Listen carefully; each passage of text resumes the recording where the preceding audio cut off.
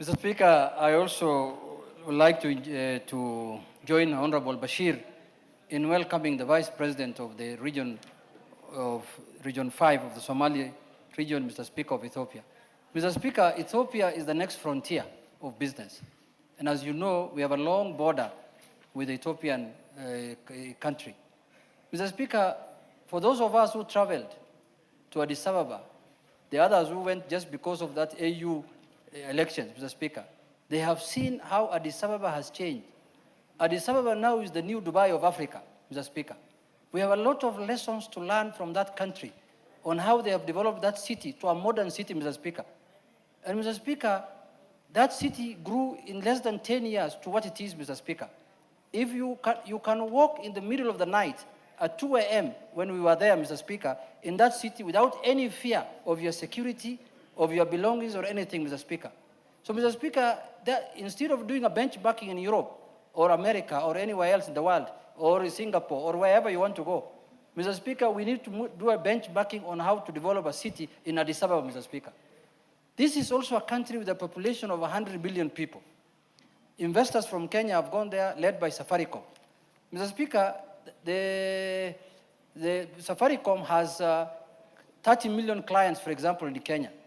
In 5 years, they have gotten 20 million customers in Ethiopia in 5 years. And here, in 20 years, they got 30 million people. Mr. Speaker, we want to urge the Ethiopian government to open up their financial sector so that Kenyans can go and invest there and Ethiopians can come and invest there. Mr. Speaker, that is going to be the biggest economy in Africa in the next 5 years. And I want to congratulate the Prime Minister of Ethiopia, Abiy Ahmed, for the good work he's doing in that country, as much as Kenya is also doing, and I want to invite them to join the East African community so that trade can be seamless between Kenya and Ethiopia, Mr. Speaker. Mr. Speaker, this is a country that has not been colonized ever in their life, so they know what freedom is. So, Mr. Speaker, I want to urge, as Kenya, we have a port through the Lapset, the Lamu, South Sudan corridor.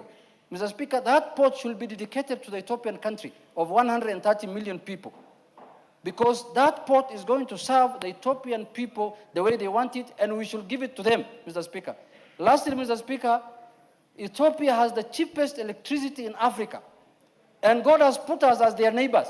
Mr. Speaker, we should import from that country a lot of electricity because electricity is expensive in our country. With those few remarks, I want to welcome the delegation from Ethiopia, led by the Vice President, that this is your second home. You can come here anytime you feel like. Thank you very much, Mr. Speaker. Yes, Majority Leader. Thank you, Honorable Speaker. I wanted to break the monotony so that it doesn't look like this delegation is being welcomed by only members from the Somali region in Kenya.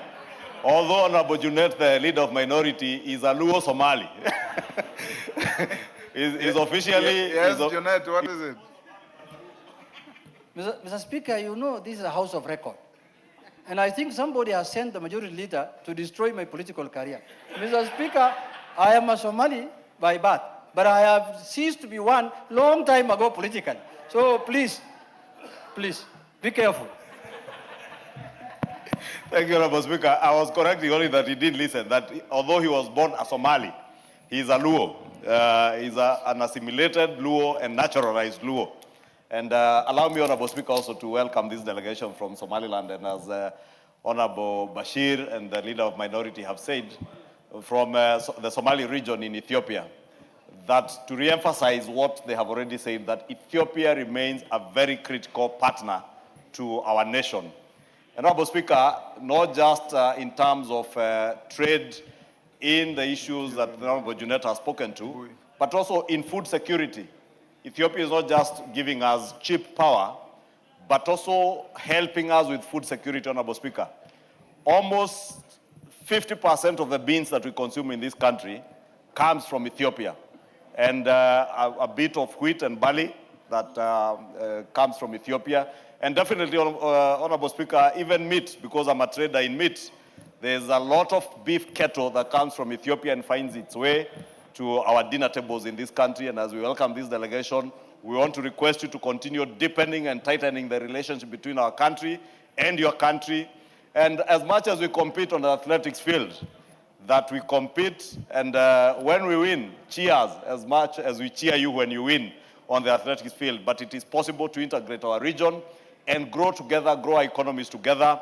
Safaricom, that is a Kenyan company, is doing well in Ethiopia, and as the leader of minority has requested, we would pray to a time when you completely open up the financial services sector in your country to allow even fintechs, because Kenya is a home of technology.